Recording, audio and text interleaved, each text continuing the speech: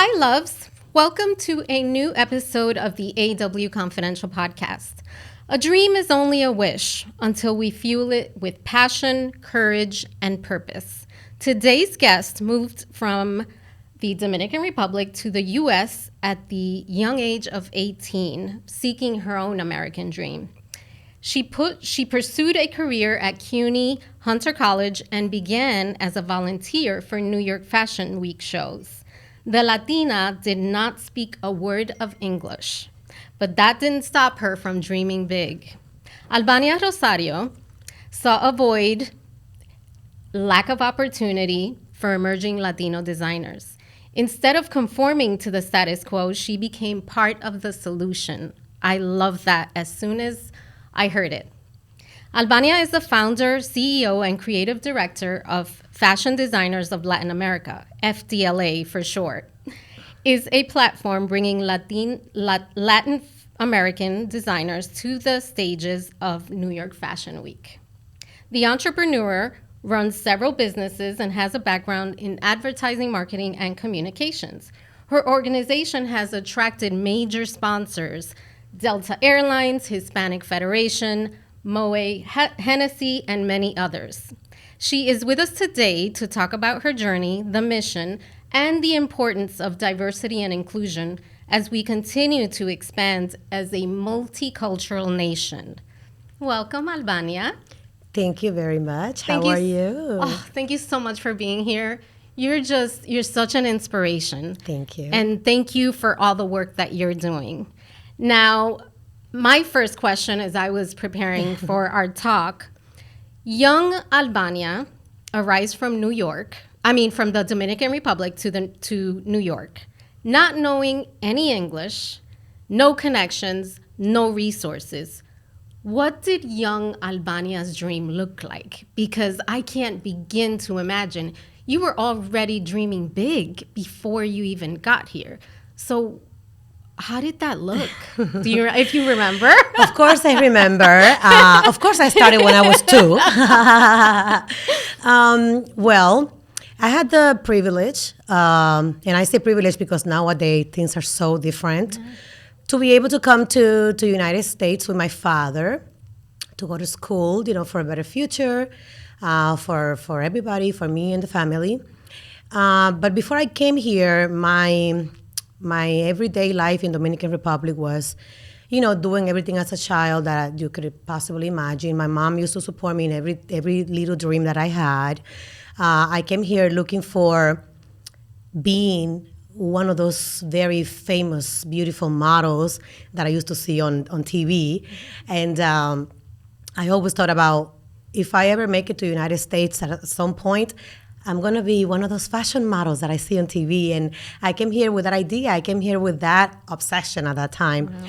And, even though I came here to go to school, but I said Dominican with a lot of dreams and the Big Apple. So this is where I think this dream can come true, because they used to call it the fashion capital of the world. So I came here with those dreams. I came here with trying to find those opportunities to be part of those beautiful fashion scenes and be part of those runway shows that I used to see on television. Yeah. But so millions of us have dreams. Yeah. I have dreams. Everyone we know has them. Yeah. But going from that seed to growing a breathing, thriving, real thing, which is what you've done, can be daunting. So sometimes the hardest part, I know for me, is seeing your dream. You see it from a distance, and it's always at a distance. It's like, when is it going to get here? When am I going to be on TV? When am I going to get that deal? When am I going to get that meeting? You feel like, are we there yet? Like, you're always kind of in that mode. So can you share a moment when the challenges just became so great and you were, I guess, doubting yourself? Because we all have it. I've interviewed many artists where, we talk about how you want to quit all the time. As an entrepreneur, you want to quit all the time. Right. So can you share maybe one of those challenges and how you got out of it? So for me, actually, that dream never happened for me. Oh. And I say it didn't happen for me because a lot of people say, oh, this thing didn't happen to me. Things don't happen to you. They happen for you. They happen for you. And there's always a reason.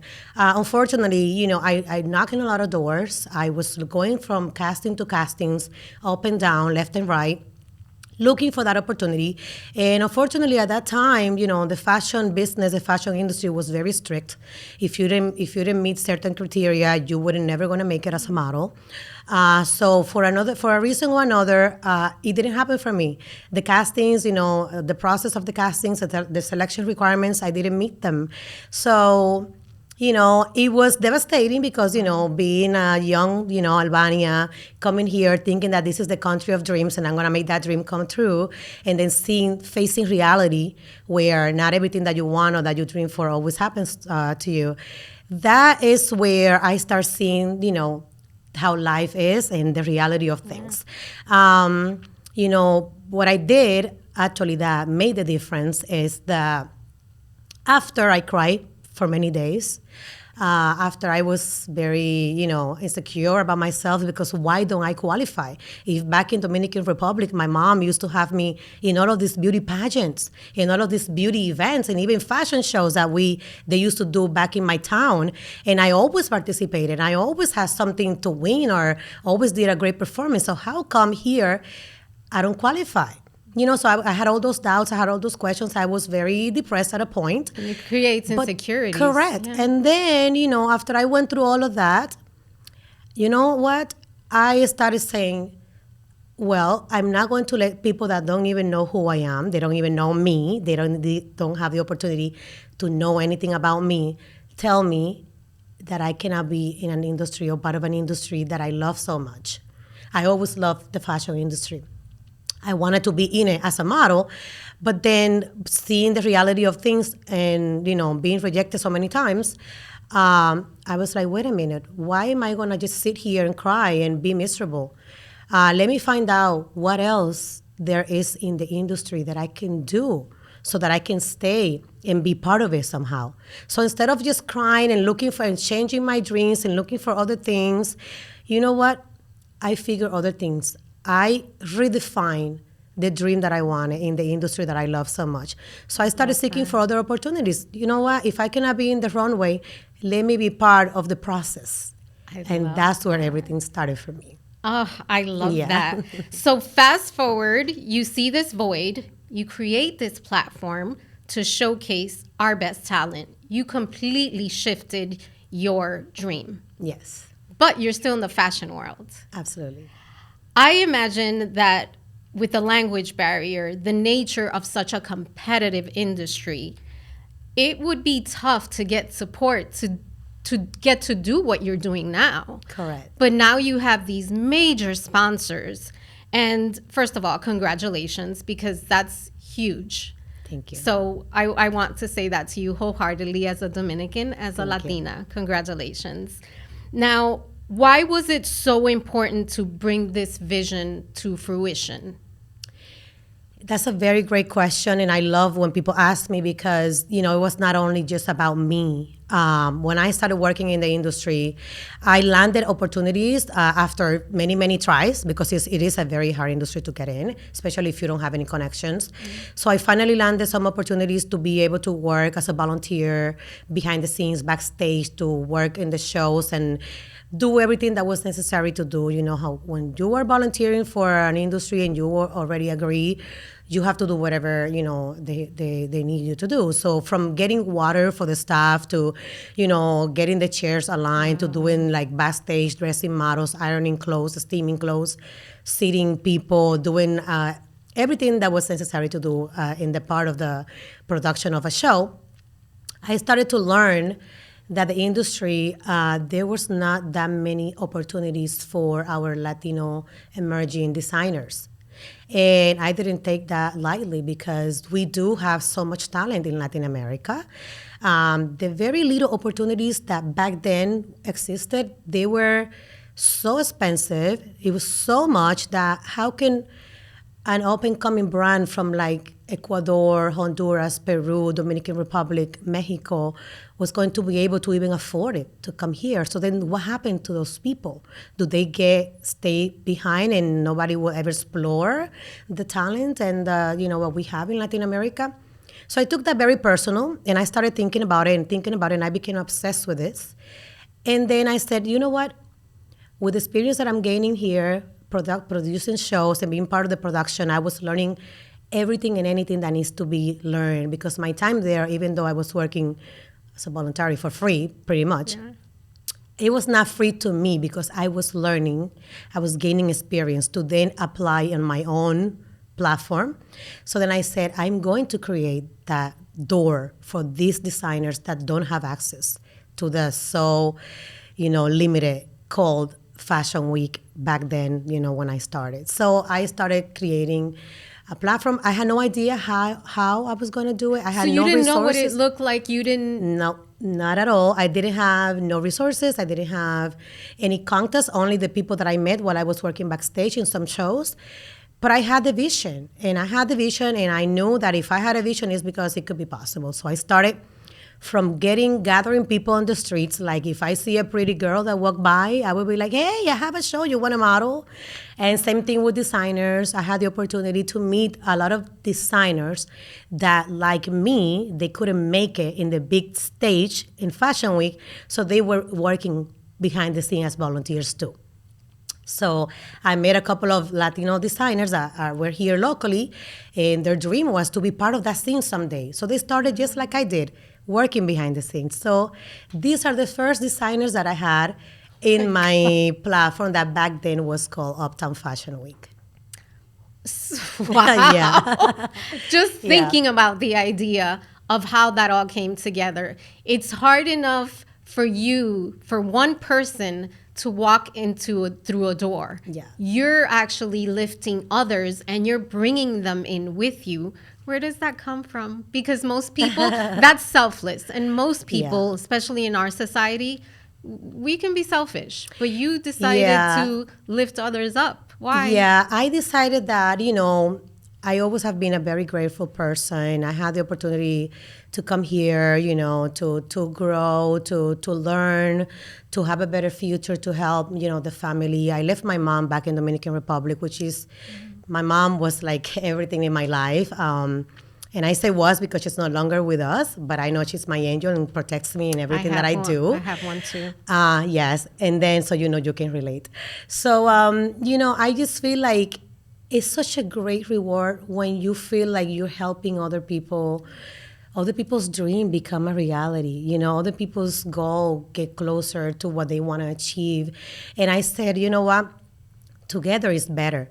I had this big vision. It's very ambitious, and I know that it could be possible. And if I have the talents, and if I have the people that understand what this industry could mean for them and could mean for everybody, then why not bring them on board, and why not extend the hand, and they open the doors for the opportunity for them to do it. And because I learned from some of them that were working just like me behind the scene, and they also have kind of the same dreams as I did, instead of, not to be on the runway as a model, but they wanted to be in the runway as a designer. So I said, well, we can do something. We can definitely do it together. So that's where everything... Collaboration, that's what it's about. Yeah. It's not competition. Now, you are, first of all, I have to say this. I know your mom is very proud of you, and she's watching. Thank you so much. You are a proud Latina, working to lift our community in the U.S. You're an Uptown girl who decided to go for it, and you did it. You're doing it. Now you are helping others with the platform, empowering the community of Latinos to show up, to be themselves, and to chase their dream unapologetically. I get emotional because I am doing the same thing. What is your next dream? Because we don't know. I don't believe we only have one dream. Yeah. So what is your next dream? And how do you plan to take the FDLA to even higher grounds? Because I know that you're doing that. Thank you for that. I appreciate your great comments and your kind words. The FDLA, like I said before, It is a very project, platform, opportunity, inclusion and diversity. We're already working. We just celebrated 15 years in September last season, so we're very excited. Helping over 263 total brands. These are Latin American brands that have never had a chance to be able to be part of the fashion scene and New York Fashion Week, and not only New York Fashion Week, but also other international platforms. So with the help of the company that a Dominican So created, it's not just New York. no, New York is our home. New York is our big show, big New York Fashion Week. But this is where everything starts. From here, we work all year round with all of these designers. We take them by the hand. We not only bring them to shows and produce shows for them, but we also connect them to buyers so that they can continue to grow and they can sell their garments and they can have a connection. And it is the most important thing for us is that their business thrive, they can continue to work and they can continue to connect with a global audience. So we take them we even had shows in South Korea. We have take some Latino designers to South Korea, to Switzerland, to Milan, to many different countries that we have been collaborating with so that they can showcase the Latino talent. So we not only do a fashion show. This is the least thing that I do. I love that. Thank you for sharing that. Yeah, it's not just a fashion show. Of course, fashion show is one of the most exciting things that we do, but it's not the only thing, and it's not the most important either, because we really do help these people to grow, from teaching them how to do a business plan so they can know how to pitch. Because one thing is, these people are artists, they are creative, they have a gift, they can create beautiful things, beautiful garments. But most of them, 98%, to say exactly, they don't know how to sell their work. They don't know how to monetize in what they're doing. So FDLA in the platform, we have people that we train them, we help them to grow, not only by producing a show, but doing several things with them. We also have the FDLA Fashion Academy, which we do online classes and we teach people that don't know where to start. And they love the industry and they have a gift and they don't know where to go to start. So we teach from like pattern making, sewing, draping, basic stuff, so that we can start getting them, on the industry, teaching them the basic.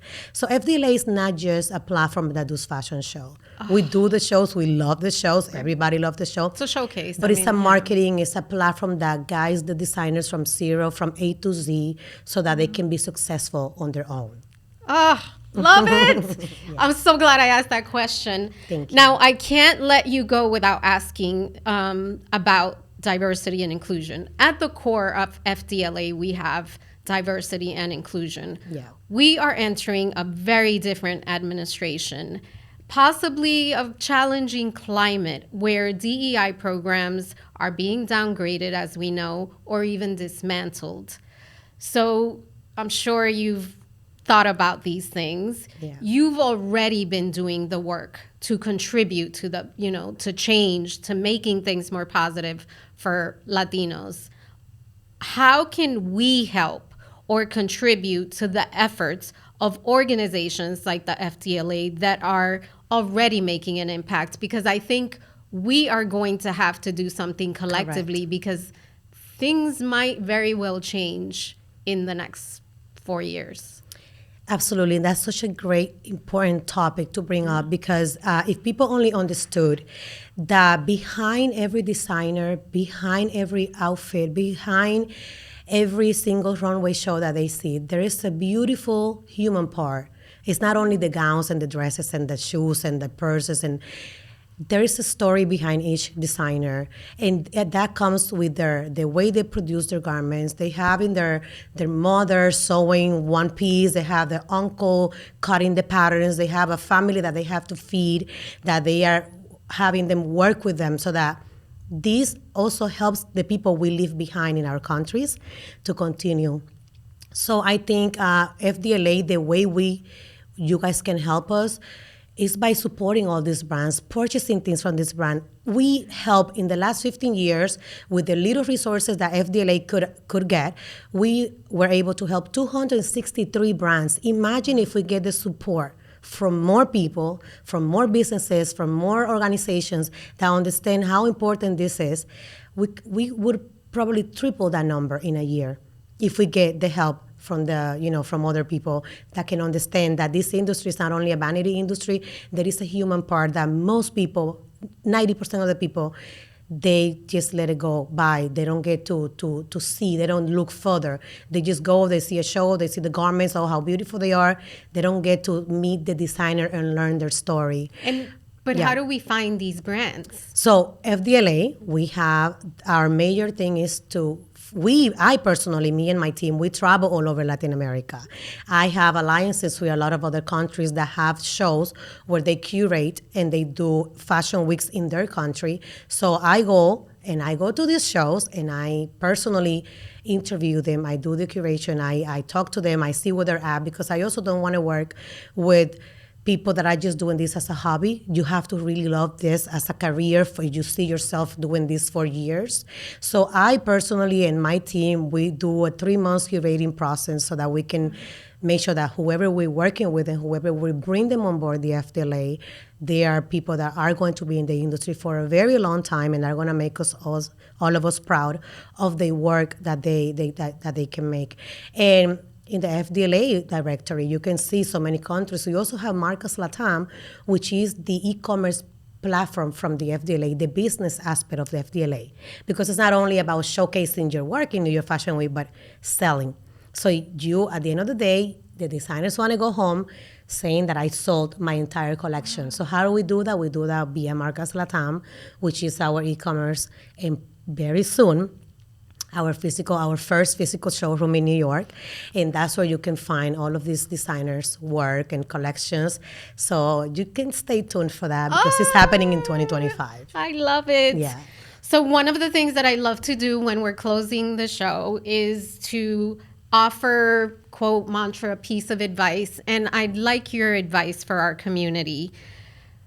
It's easy to get discouraged, and I see how your dream is literally it's a living, breathing thing, and it's easy to get discouraged during the journey. Yeah. So, what advice can you give anyone, whether it's a designer or whether it's an entrepreneur pursuing a dream? What advice can you give us when we get discouraged? I can give so many advices with my own, experiences, but the one that I always, keep in mind, and every time that I have like when I have a conference or when I have a public speaking engagement or something, I always want to leave everybody with this quote that I learned and I apply because it works.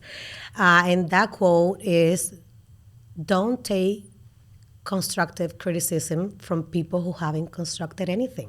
Oh, my God. Put that on a t-shirt. I love that. Because that's when you get discouraged. For example, the reason why I'm saying this is because I learned that with the time and I apply it, and then I saw the difference. People that you go to get opinions about what you're doing, we all, as human, we go talk to our friends, our close friends, family members, and the people that you think are going to support you the most. And these are the people that have something to say about what you're trying to build, what you're trying to achieve. And these people not necessarily have made anything even close to what you're trying to do. So how can they even give you an advice? Instead, they tell you, like they told me many times, are you crazy? How you going to think you're going to compete with New York Fashion Week? My goal was never to compete with New York Fashion Week. In fact, I don't want to compete with New York Fashion Week. I want to bring a fresh perspective and so show the world and show people that in the other part, in Latin America, there is also things to see that you can, get to see if you give the opportunity. So don't go for advice to people that are not successful in what they're doing or in the field that you wanted to pursue. Go find a mentor. Mentors love to help up-and-coming, entrepreneurs, people that have big dreams and ambitions. Don't go talk to your neighbor, or to the people that are not doing anything that is even related to what you're doing or that have any sort of success in something. Because those are the people that are going to tear you down and are going to tell you that you can't. So just, there's a lot of access right now to people that are doing great things. And, thanks to technology, you can reach out to those people. Even in social media, you can reach out to them and say, "Hey, I need mentorship." I'm personally mentoring a lot of girls. We have a big program coming up in the summer, in the Washington Heights community that I can't talk too much about it yet, but it is coming. And it has to do with mentoring all these young girls that had the same desires as when I came to this country. So I want to be that person that's going to mentor them and tell them that, yes, they can. Because if I did it, they can do it too. Oh. So that's the best advice that I could give today. Albania, thank you so much for sharing your dream, your advice. You're amazing, and I know that this is only the beginning. It's 15 years, but it's only the beginning. Yeah, thank you. Please share with our community, how can they find out more about FDLA, about you, your socials? Share with us. Absolutely. So we have our official FDLA social media pages, which is Fashion Designers of Latin America, all spelled out. Also my social media, which is Albania Rosario official. And there's some other Albania Rosario, I don't know from where, but mine is Albania Rosario official. And our website, www.fdla.co. We don't have an M at Become the a end. member, sponsor, Become a member, support. be part of the platform, be part of this movement that is helping so many I love people. That. It is a movement. Yeah, it is a movement and it's helping so many people. And if we were able to reach 263 up and coming brands in the last 15 years with their help, with your help, we can help so many more and make a big difference in our community. Well, thank you. Thank you for everything you do. Thank you for being here and taking the time for us. And thank you, loves, for joining us on this inspirational episode with Albania Rosario. I will see you soon.